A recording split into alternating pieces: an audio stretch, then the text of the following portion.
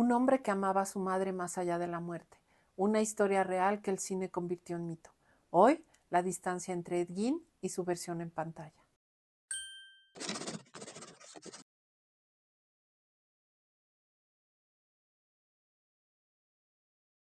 Edward Theodore Gein nació en 1906 en un pequeño pueblo rural de Wisconsin.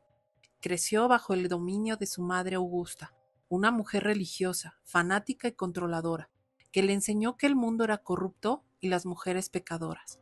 Su padre falleció de insuficiencia cardíaca el 1 de abril de 1940.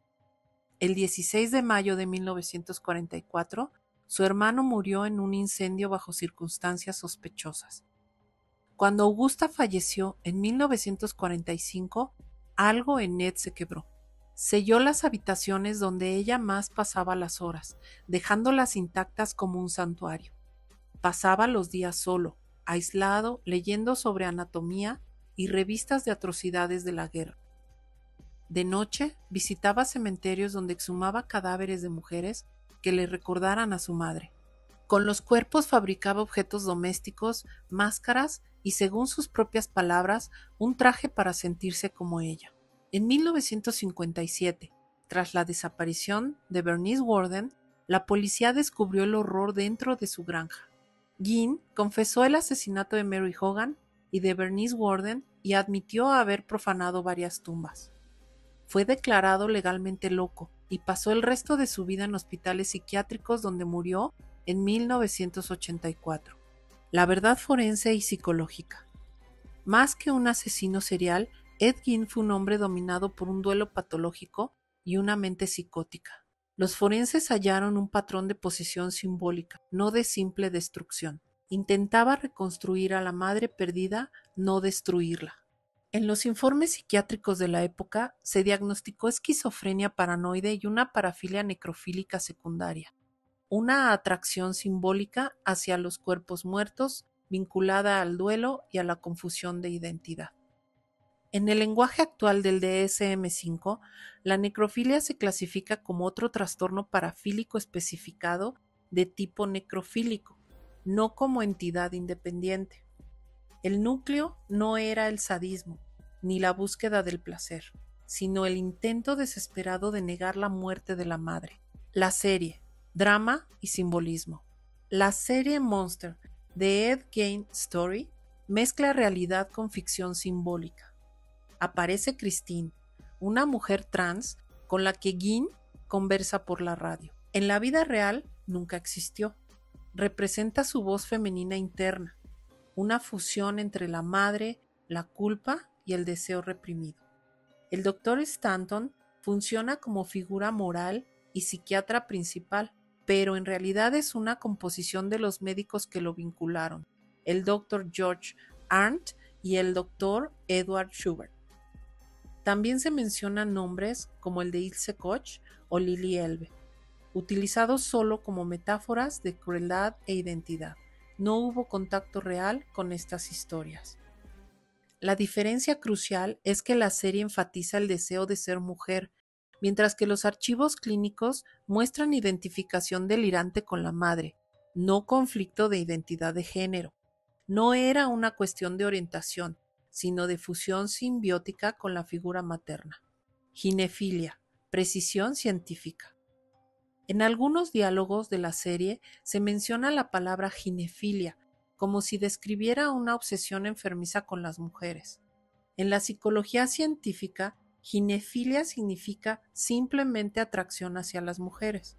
Es un término neutral, no un diagnóstico ni una parafilia, y se utiliza sobre todo en investigaciones sobre identidad y orientación sexual sin aclarar al género binario.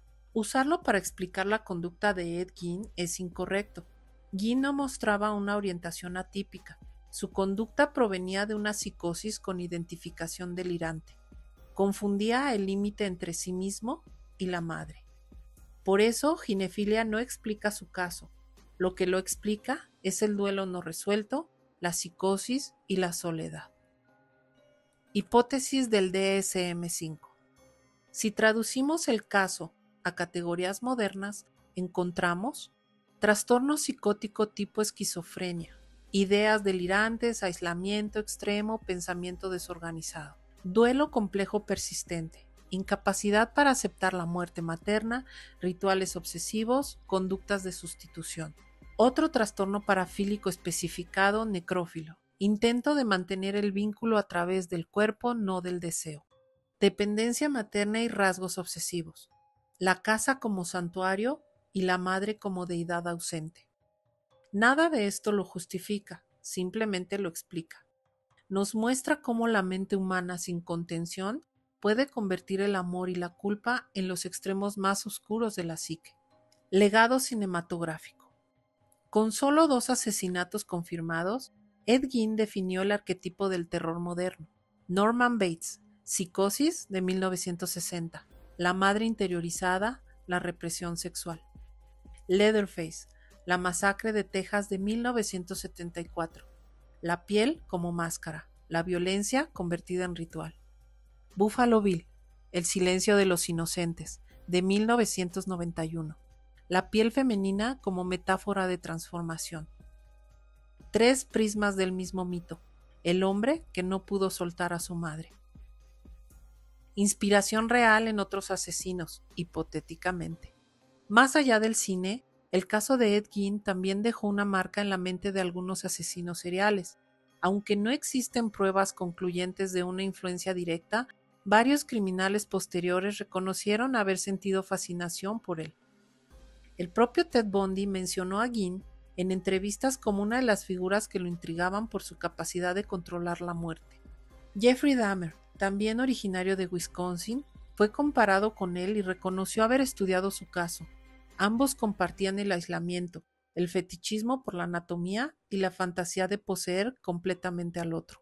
Incluso asesinos como Gary Heidnik y Harry Brudos fueron analizados por el FBI dentro de la misma línea de posesión del cuerpo, rasgo que Gein inauguró sin proponérselo. Hipotéticamente, más que inspirar a otros, Gein habría abierto una puerta simbólica, la del criminal que no mata por placer ni por poder, sino por negar la pérdida y controlar la ausencia, una herencia tan perturbadora como duradera. Detrás del monstruo que el cine talló, hubo un paciente psiquiátrico.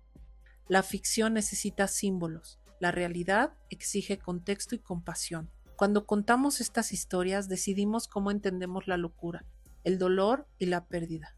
Hipotéticamente, el verdadero horror no está en lo que hizo Ed Gein, sino en lo que nos revela, que el duelo, cuando se calla, puede volverse una religión oscura, que la salud mental no solo salva vidas, evita que el amor se transforme en obsesión. El caso de Ed Gein no es solo una historia de muerte, sino una advertencia sobre lo que ocurre cuando el alma enferma busca en los muertos lo que la vida no les supo dar. Gracias por haber llegado hasta aquí.